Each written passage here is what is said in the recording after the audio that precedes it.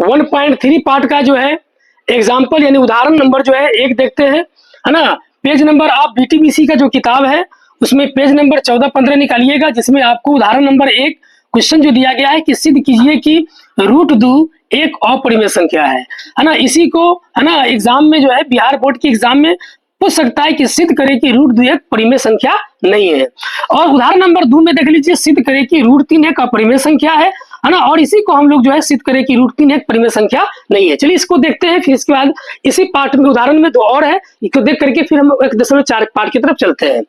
तो चलिए सबसे पहले हम आपको बता दिए हैं कि हम लोग जो बनाते हैं ये विधि, उसका नाम है विरोधोक्ति या विरोधाभास विधि, है ना। तो इसमें हम लोग क्या करते हैं कि √2 अपरिमेय संख्या है, उसको हम है ना मान करके जो है मान लेते हैं कि नहीं भाई ये परिमेय संख्या मान करके बनाते हैं।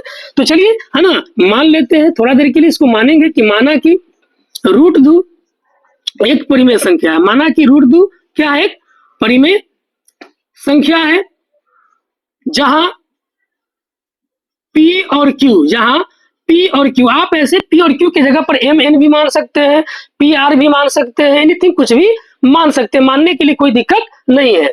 जहां P और Q है ना सह अभाज्य संख्या है तथा R बराबर जो है R 0 के बराबर में, R नॉट इक्वल टू 0 यानी R 0 के बराबर में नहीं है। तो हमने अभी परिमेय संख्या को क्या माना है, यानी √2 को क्या माना है, परिमेय संख्या माना है। तो परिमेय संख्या का तरीका तो हम जानते हैं कि वैसी संख्या जो P/Q के रूप में हो, अर्थात वह परिमेय संख्या होता है। तो हम √2 को परिमेय मान लिया, यहाँ लिख लेते हैं परिमेय संख्या। तो परिमेय संख्या किसके रूप का होता है, P/Q के रूप का होता है ना जी। परिमेय संख्या P/Q के रूप का होता है, दोनों सेम ही है। तो परिमेय संख्या किसको माने हैं, √2 को लिख लेंगे P/Q। इसके नीचे 1 देकर के बाई क्रॉस यानी तिरछा गुना करेंगे। क्या करेंगे, तिरछा गुना करेंगे। तिरछा गुना करने के लिए P से 1 में गुना करेंगे, P हो जाएगा, और √2 को गुना करेंगे तो √2Q हो जाएगा, √2Q। अब देख लीजिए यहाँ पर जो P है पूर्णांक है ना, √2Q जो है या अपरिमेय संख्या है, तो P जो है परिमेय हो जाएगा। यहाँ लिख देंगे परिमेय संख्या बराबर √2 क्या है, अपरिमेय संख्या। √2 क्या है, अपरिमेय संख्या है ना। अतः यहाँ लिख लेंगे, अतः P परिमेय संख्या है। P क्या है, परिमेय संख्या है, जबकि √2Q अपरिमेय संख्या है।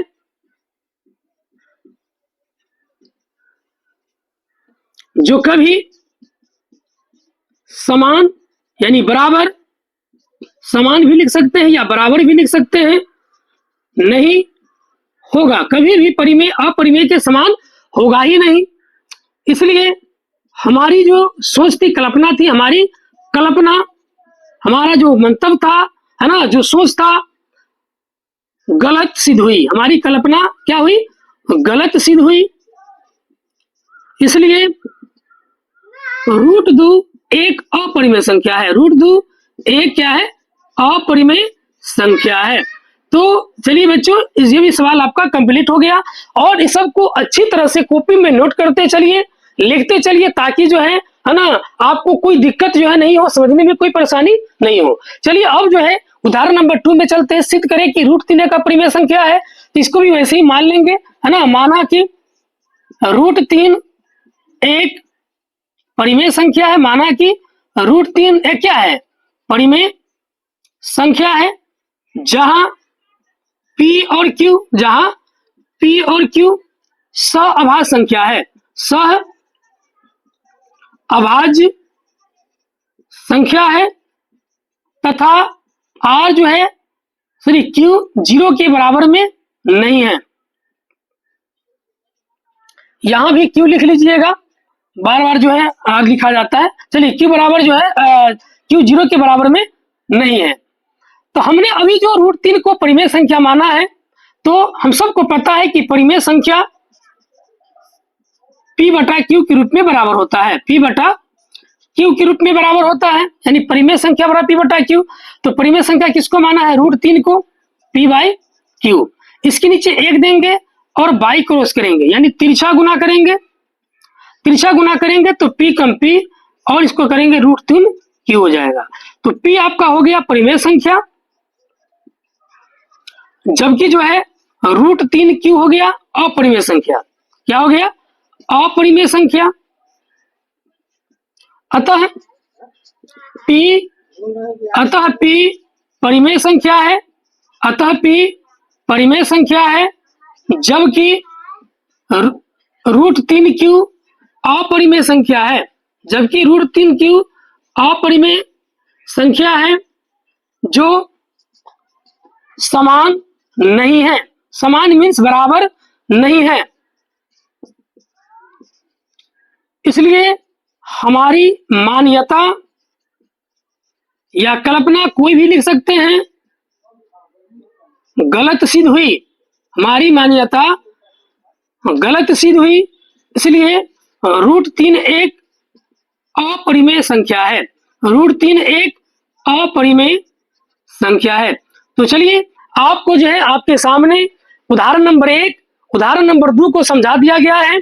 तो आप लोग इसको अपने कॉपी में नोट कर लीजिए, अच्छी तरह से इसको बार बार बनाइएगा, अभ्यास कीजिएगा। जहां समझ में नहीं आए यूट्यूब को खोलिएगा, BBMS खोट्टा चैनल को सर्च कीजिएगा और जो है जो भी 1.1 से 1 क्रम यानी एक एक सवाल को उदाहरण के साथ प्रश्नावली है सभी को जो है हल करके आपके सामने में जो है भेज रहे हैं, वीडियो अपलोड कर रहे हैं। एकदम जो है निश्चिंत होकर के आराम से कॉपी में नोट कीजिए, देखिए, उतारिए, समझिए, बार बार बनाइए, बार बार देखिए, कहीं कोई दिक्कत नहीं होगी। तो चलिए इसका जो है उदाहरण नंबर 1 भी हो गया, उदाहरण नंबर 2 भी हो गया। अब चलते हैं उदाहरण नंबर 3 में। उदाहरण नंबर किसमें? 3 में चलते हैं और इसको हम मिटा लेते हैं। उदाहरण नंबर जो 3 है वो लिखा हुआ है 5 - √3। आपको जो सिद्ध करना है 5 - √3, 5 - √3 सिद्ध करना है। सिद्ध करें कि 5 - √3 एक अपरिमेय संख्या है। उदाहरण नंबर 3 है, देख लीजिए, BTBC यानी NCERT का उदाहरण नंबर 3, पेज नंबर जो है 14, 15, 16, 17 में कहीं भी खोजिएगा आपको मिल जाएगा। तो आइए यहां पर देख लीजिए, मान लेंगे, माना कि 5 - √3 एक परिमेय संख्या है। माना कि 5 - √3 एक परिमेय संख्या है जहां P और Q सहअभाज्य संख्या है, सहअभाज्य संख्या है तथा Q 0 के बराबर में नहीं है। जब हमने 5 - √3 को परिमेय माना है तो यहां लिख लेंगे परिमेय संख्या बराबर, परिमेय संख्या बच्चों किसके रूप का होता है? तो P/Q के रूप का। तो परिमेय संख्या 5 - √3 माने हैं P/Q। 5 प्लस में इधर जाएगा तो माइनस में उसको ले जाते हैं, 5/Q -5 हो गया। इसके नीचे 1 देंगे, √3 बराबर 5, Q एक का एलसीएम Q होगा, Q - 5Q माइनस √3 अपरिमेय संख्या हो गया।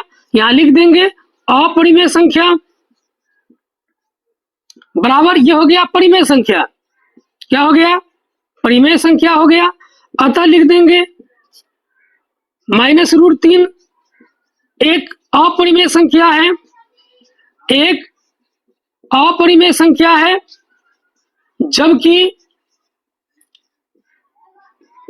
P - 5Q/Q परिमेय संख्या है, परिमेय संख्या है जो समान नहीं है। समान मीन्स बराबर नहीं है। तो देखिए हमने प्रोसेस किया, मान भी लिया कि भाई 5 - √3 है, ट्राई करते हैं, देखते हैं कि भाई कैसे होगा। लेकिन हमने लास्ट तक जो है यही निष्कर्ष पर पहुंचा कि नहीं, है ना, 5 - √3 या √2 या √3 या √5 या √7 या 2√3 कुछ भी हो, ये जो है अपरिमेय संख्या है। इसलिए लिख देंगे हमारी मान्यता गलत सिद्ध हुई, हमारी मान्यता गलत सिद्ध हुई। जब गलत सिद्ध हुई इसलिए हम लिख सकते हैं कि 5 - √3 एक अपरिमेय संख्या है, एक अपरिमेय संख्या है। तो इसलिए बच्चों आप लोग जो है ना, इसको कॉपी में नोट करेंगे। अब देखिए लास्ट जो है उदाहरण नंबर 4 है, इसको यहाँ पर लिखते हैं और आपके बीच में जो है लास्ट इस पार्ट का सवाल है, इसको बना करके फिर हम अगले पार्ट की तरफ चलते हैं। तो चलिए सबसे पहले क्या करते हैं कि यहाँ पर हमने जो उदाहरण नंबर 4 में है ना दिया हुआ है कि सिद्ध करें कि 3√2 एक अपरिमेय संख्या है। तो हम मान लेंगे कि माना कि है ना 3√2 क्या है, परिमेय संख्या है जहां p और q सभाज्य संख्या है तथा q नॉन इक्वल टू 0 है। तो हमने 3√2 को परिमेय माना था, परिमेय संख्या बराबर p बटा q होगा। तो अब परिमेय संख्या हमने माना क्या है देख लीजिए 3√2, तो यहाँ पर 3√2 लिख देंगे है ना, और इसके नीचे 1 देंगे। तिरछा गुना करेंगे, देखिए तिरछा गुना कीजिएगा तो हो जाएगा आपको p से 1 में p हो जाएगा और 3√2 q हो जाएगा। तो p हो गया परिमेय संख्या, 3√2 हो गया अपरिमेय संख्या। अतः p परिमेय संख्या है जबकि है ना 3√2 q अपरिमेय संख्या है जो समान नहीं है ना, इसलिए हमारी मान्यता गलत सिद्ध हुई। इसलिए 3√2 एक अपरिमेय संख्या है। तो चलिए बच्चों आज का जो है यह लेसन उदाहरण के साथ समाप्त हुआ है ना। आप लोग खूब प्रैक्टिस कीजिएगा, अपने दोस्तों को शेयर कीजिए, इस जो है वीडियोस को अच्छी तरह से देखिए, कॉपी में नोट कीजिए। जहां कहीं भी प्रॉब्लम हो, समस्या हो, आप लोग जो है कमेंट बॉक्स में जाकर के अपना राय दीजिए। वीडियोज में अगर किसी तरह का जो है प्रॉब्लम लगे है ना, लिखावट में, लाइटिंग में है ना, आवाज में, तो आप जो है कमेंट करके बोलिए ताकि हम उसको सुधार करेंगे। जब तक आप अपनी राय नहीं देंगे, आप अपना जो है विचार प्रस्तुत नहीं करेंगे, हमको कैसे पता होगा कि हमें क्या त्रुटि है, क्या दिक्कत है। इसलिए अपना राय जो है जरूर हमारे बीच में शेयर कीजिएगा ताकि और हम जो है और हमारे जो टेक्नीशियन जो है शिक्षक हैं वो इसमें और इम्प्रूव करें और सुधार करें और आपको और बेहतर से आपके बीच में लेकर के है ना आए। तो आशा करते हैं कि आपको समझ में आ गया होगा है ना। इसलिए आप लोग से लास्ट अंतिम जो है पुनः निवेदन है इस वीडियो के लास्ट में कि आप अपने दोस्तों को जो 9वां 10वां इंटर का तैयारी करना चाहते हैं सभी विषयों का, उसको शेयर कर दीजिए, उसको बताइए, उसको समझाइए और कहिए कि नहीं इस जगह आइए, इस YouTube चैनल पर आइए और अच्छी तरह से जो है ना आपको इस जगह जो है सभी विषयों का सोल्यूशन मिलेगा है ना। तो आशा करते हैं कि आपको समझ में आ गया होगा। चलिए आज का क्लास इतना ही।